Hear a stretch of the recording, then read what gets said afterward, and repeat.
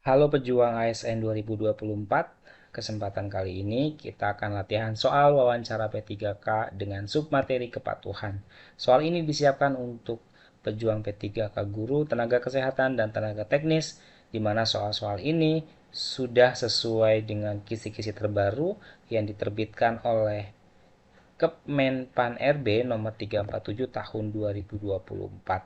Perlu kita ketahui teman-teman bahwa materi wawancara ini memiliki 5 kisi-kisi, yaitu satu kejujuran, 2 komitmen, 3 keadilan, 4 etika, 5 kepatuhan. Fokus kita pada pertemuan hari ini pada kisi-kisi kepatuhan, ya, wawancara pada kisi-kisi kepatuhan. Di mana kepatuhan ini bisa diartikan kepatuhan terhadap lembaga, kepatuhan terhadap instruksi atau perintah dari atasan, dan kepatuhan-kepatuhan lainnya. Ya, teman-teman, kita lihat soal pertama. Dalam menjalankan tugas sehari-hari, saya sering menemukan situasi di mana ada rekan kerja yang secara tidak sengaja melanggar aturan perusahaan, seperti datang terlambat atau tidak melapor saat meninggalkan tugas. Apa yang akan saya lakukan dalam situasi seperti ini? A. Membiarkan karena bukan tanggung jawab saya untuk mengawasi. B. Mengingatkan secara baik-baik agar rekan kerja lebih patuh terhadap aturan. C. Melaporkan langsung kepada atasan agar diambil tindakan tegas. D. Mengabaikan karena pelanggaran kecil tidak terlalu penting. Ya, teman-teman boleh dijawab. Jadi dalam soal ini rekan kita tidak sengaja melanggar aturan perusahaan. Ya, misalnya datang terlambat, tidak melapor saat meninggalkan tugas. Nah, apa yang saya lakukan gitu ya? Opsi terbaik 4 poin ada di B, mengingatkan secara baik-baik agar rekan kerja lebih patuh terhadap aturan. Nah, pendekatannya bisa dilakukan dengan reminding, ya, menginformasikan kembali, mengingatkan bahwa uh, barang kerja kita tuh harus patuh terhadap aturan, ya. Mengingatkannya dengan cara yang lebih baik-baik gitu ya, supaya tidak terjadi hubungan kerja yang negatif. Jadi ini 2 poin teman-teman, ya. Poin pertama yaitu bagaimana kemampuan kita agar peraturan bisa terjaga, ditegakkan dengan baik. Di sisi lain adalah bagaimana hubungan kerja tetap terjalin dengan baik. Jadi dua hal positif yang bisa didapat dari opsi B, ya. Jadi jawaban terbaiknya di B, mengingatkan secara baik-baik agar rekan kerja lebih patuh terhadap aturan. Baru kemudian poin 3 ada di C, melaporkan langsung kepada atasan agar diambil tindakan tegas. Nah, ini langsung melapor nih. Apakah ini efektif? Nah, teman-teman ya, karena kasusnya apa tadi? Secara tidak sengaja. Berarti tidak ada unsur kesengajaan. Maka bisa diingatkan teman-teman secara baik-baik ya, jawaban B. Nah, opsi 2 ada di A, membiarkan.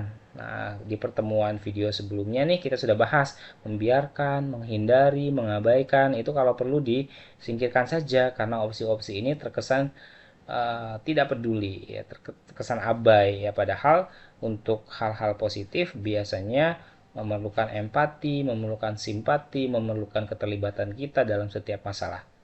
Masalah itu harus diselesaikan, harus dicarikan solusinya. Maka tidak bisa diabaikan, ditinggalkan, dibiarkan begitu saja. A dan D sama-sama menunjukkan sikap yang tidak peduli terhadap kepatuhan pada aturan.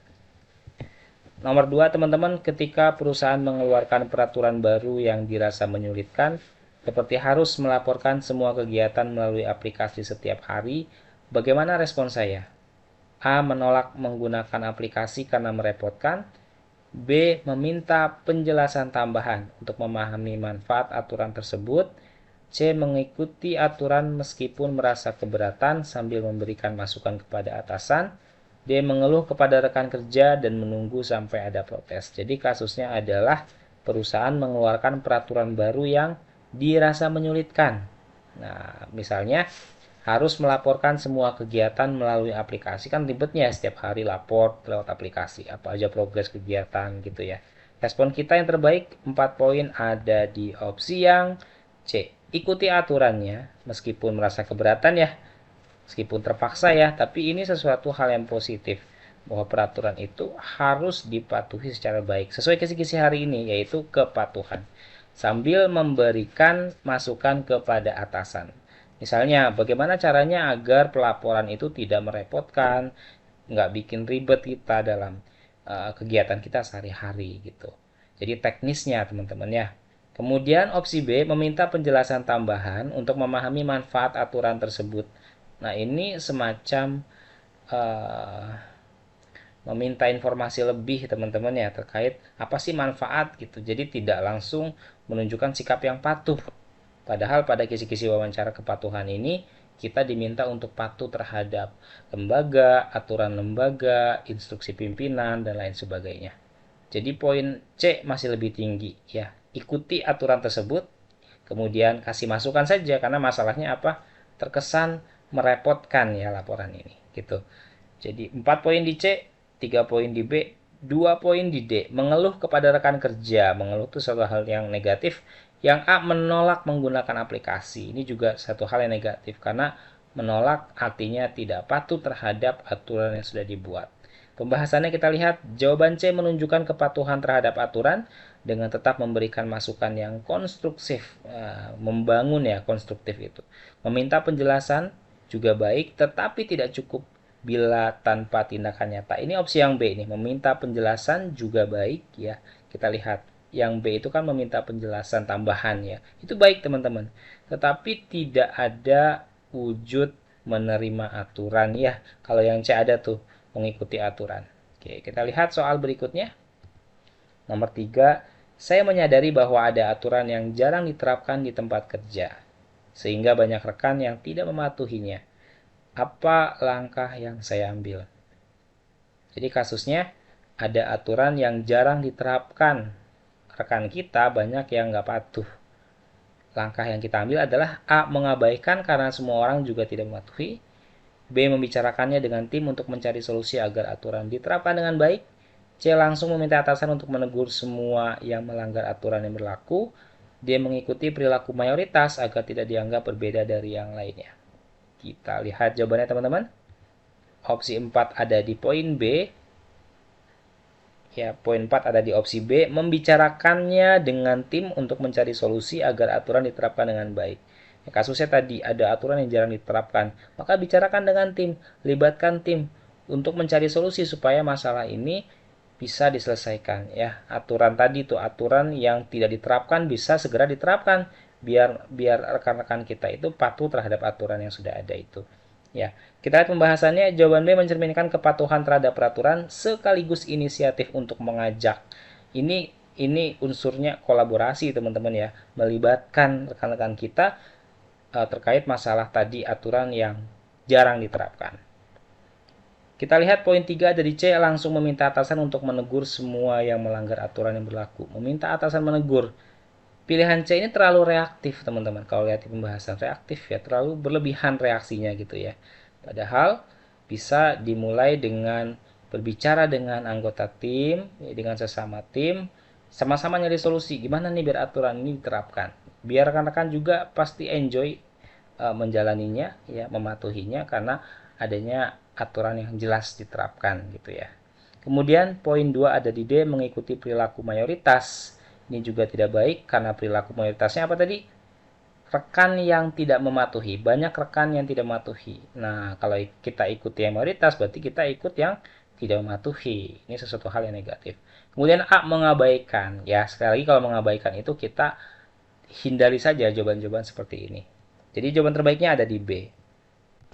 Lanjut nomor 4. Jika dalam situasi tertentu saya diminta oleh atasan untuk menyelesaikan pekerjaan dengan melanggar prosedur yang berlaku, apa yang akan saya lakukan? A. Mengikuti perintah karena atasan yang meminta. B. Menolak dengan sopan dan menjelaskan pentingnya mematuhi prosedur. C. Meminta rekan kerja untuk menyelesaikan pekerjaan itu agar saya tidak terlibat. D. Mengikuti perintah tetapi mencatatnya sebagai bukti untuk berjaga-jaga. Intinya apa? Kita diminta oleh atasan menyelesaikan pekerjaan yang melanggar prosedur, melanggar aturan yang berlaku nih. Sikap kita gimana? Gitu ya. Kita lihat jawaban terbaiknya teman-teman. Jawaban terbaik ada di B, tolak teman-teman. Ketika ada instruksi, ketika ada perintah yang dimana perintah tersebut melanggar prosedur, maka kita berhak untuk menolaknya. Tapi, nah caranya harus dengan cara yang sopan dan jelaskan bahwa menjalankan prosedur itu sesuatu yang penting. Bahwa mematuhi prosedur yang sudah dibuat itu sesuatu yang penting. Ini adalah bentuk pendekatan yang paling tepat teman-teman. Baru kemudian kita lihat pembahasannya. Jawaban B ini menunjukkan integritas dan kepatuhan tinggi terhadap aturan. Ya, dia patuh nih, makanya dia patuh sama aturan. Makanya dia tolak instruksi atasan yang meminta kita melanggar aturan tersebut, gitu ya. Jadi justru kepatuhannya pada prosedur gitu, karena si atasan meminta kita melanggar prosedur. Nah, kita lihat jawaban D, 3 poin, mengikuti perintah tetapi mencatatnya sebagai bukti untuk berjaga-jaga. Ini juga jawaban yang tidak baik ya teman-teman. Bahwa artinya dari jawaban D ini kita mengikuti perintah yang dimana kita melanggar aturan, artinya kita mengalihkan tanggung jawab kita untuk tertib pada prosedur yang berlaku. Ini kurang baik yang D. 2 poin di C, meminta rekan kerja untuk menyelesaikan pekerjaan itu agar tidak terlibat, artinya kita melempar tanggung jawab, yang C kurang baik.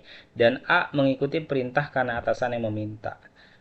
Ya, ini juga kurang baik, padahal perintahnya tadi melanggar apa tadi? Melanggar prosedur. Maka opsi terbaiknya B, tolak dengan sopan. Tolak karena ini melanggar prosedur perintahnya. Kita lihat soal berikutnya. Saat mengetahui ada rekan kerja yang melanggar aturan dengan mengakses data yang seharusnya tidak boleh diakses, bagaimana saya bertindak? A, mengingatkan rekan kerja bahwa tindakannya melanggar aturan. B, melaporkan ke bagian yang berwenang tanpa konfrontasi langsung. C, tidak peduli karena itu bukan urusan saya. D, menunggu hingga masalah diketahui oleh pihak lain. Yuk teman-teman, pelanggarannya apa? Mengakses data yang seharusnya tidak boleh diakses. Berarti ini data vital, data penting yang aksesnya terbatas, tetapi rekan kita ini menerobos masuk untuk mengakses gitu ya. Sikap kita apa nih? Kita lihat jawaban terbaiknya ada di B ya, melaporkan ke bagian berwenang tanpa konfrontasi langsung. Laporkan karena ini bentuk pelanggaran penting, pelanggaran yang tidak perlu dilakukan ini. Ya, laporkan tanpa harus berkonfrontasi langsung dengan si pelakunya. Artinya cukup kita melaporkan kepada pihak yang berwenang, maka tindakan selanjutnya kita serahkan kepada pihak yang berwenang untuk menyelesaikan pelanggaran tersebut. Gitu ya. Kita lihat pembahasannya, jawaban B adalah yang paling tepat karena melibatkan pihak berwenang untuk menangani masalah serius. Ya, karena harus orang yang kompeten, harus pihak yang kompeten menangani permasalahan pelanggaran akses data ini. Ya, tidak bisa kita sembarangan ya teman-teman, nah, sifatnya vital tadi. Kemudian jawaban 3 poin ada di A, mengingatkan rekan kerja bahwa tindakannya melanggar aturan. Apakah mengingatkan sesuatu hal yang masih boleh dilakukan? Tentu saja boleh, tetapi ini bentuk pelanggarannya akses data, teman-teman ya. Pelanggaran yang kategorinya serius, kategori berat, karena data yang seharusnya tidak boleh diakses justru diakses. Nah, ini suatu permasalahan berat, sehingga tidak bisa kita menangani langsung, butuh pihak yang berwenang. Jawaban A masih kalah besar dengan jawaban B. Kita lanjut, 2 poin ada di D, menunggu hingga masalah diketahui oleh pihak lain. Artinya kita tidak ada unsur proaktif terhadap masalah ini. Dan unsur C, tidak peduli karena itu bukan urusan saya. Sama kayak tadi ya, mengabaikan, menghindari, tidak peduli. Ini bentuk sikap apatis ya, tidak mementingkan urusan bersama ya, tidak mau peduli, tidak mau terlibat, menghindari, mengabaikan. Ini kurang baik jawabannya teman-teman. Maka jawaban terbaik dari soal ini adalah yang B. Selagi matahari masih terbit dari timur, segala harapan akan kutunaikan menjadi kenyataan. Selamat berjuang pejuang ASN P3K 2024. Sampai ketemu di video berikutnya.